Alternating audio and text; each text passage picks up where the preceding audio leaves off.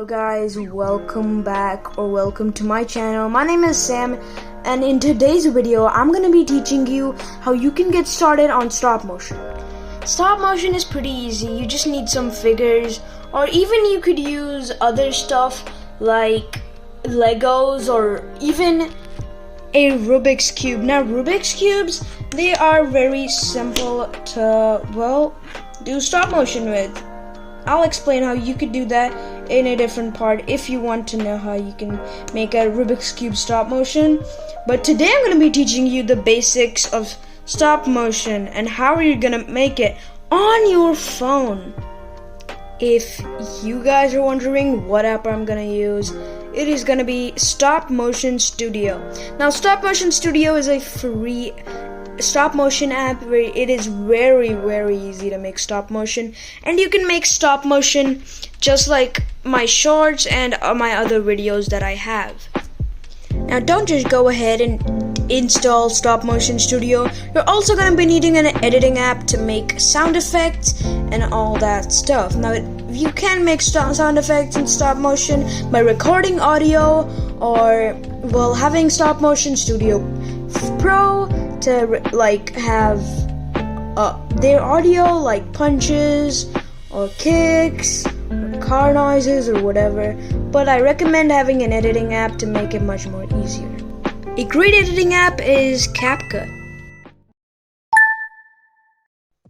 So this is what it's gonna look like when you open Stop Motion Studio, and you're gonna be greeted with this screen on your phone or your iPad. I think it also works on iPad. I'm not sure how it's gonna look totally on iPad, but it's pretty similar to this.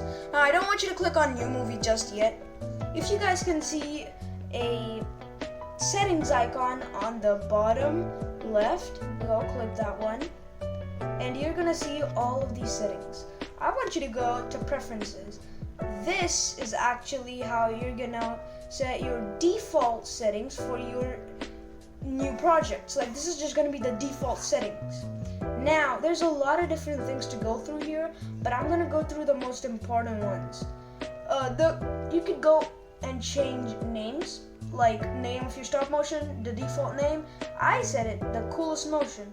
So whenever I go and make a new motion, as you guys can see, I go back, the coolest motion, I'm gonna get that. That's my default stop motion name. But I want you to go to speed. That's your FPS. So what is FPS exactly? Now, whenever you go to your stop motions, like this one, you're gonna make a lot of photos.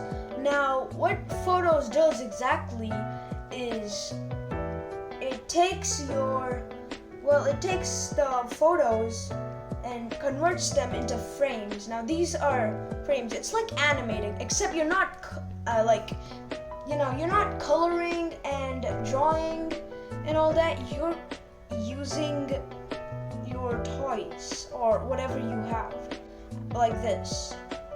As you guys see, he comes down, Goku spots him, and Goku comes down too. I just made this quick small thing to show you how it works. It's not complete, or it's not anything that I'm going to be making, don't worry about it. Now, you want a lot of things. Like sometimes when people want to click a photo of whatever it may be. Now you want to click a photo and you want it to be just like this for a long time, so you're just going to click a lot of photos. That's a mistake I did when I was a beginner, because I had no idea how to use it. How to pause. Now, as you guys can see, you can click on your photos and press this button called pause. Now this will allow you to pause your stop motion for as much time as you want. As you can see, this is not seconds, by the way, this is frames. Now, if you have 6 FPS, this is gonna be 2 seconds, just because it is 12 frames, because 6 plus 6 is 12, and that's gonna be 2 seconds because it's 6 FPS, 6 frames per second. But for me, it is 12. So whenever I press play, as you guys can see, just because I haven't actually done a lot of frames here, a lot of photos taken in different angles, as you guys can see. Like, it's kind of confusing. What I can do to fix that, you can go to pause, click 3 or smaller numbers, and maybe a 5 here, and now just look how smooth it looks. I could even improve more. Like, it does look even a little bit better, but if I wanted to, I could make even more progress and add more like stuff. Now, this is only 3, but it should be 8 or something because it's a really important one. Now, as you guys can see, instantly, it looks much more cleaner. Even if I wanted to, I could just delete the ones that I feel that are unnecessary. Maybe this one's unnecessary because it's kind of weird, and I could just do this. Now, again, perfect. It looks much better than it was looking at the start of this. How to delete. Let me just make my stop motion and oops. Wait, no. I just got my hand in it. And this is a mistake a lot of people make. They don't know how they're supposed to remove this. Now, it's just gonna be like this, right? If you don't know how to use stop motion, it's gonna be like, wait a minute, how am I supposed to delete this? It's a really, really, really simple thing. You just go ahead and click the photo and go ahead and click delete. That's it.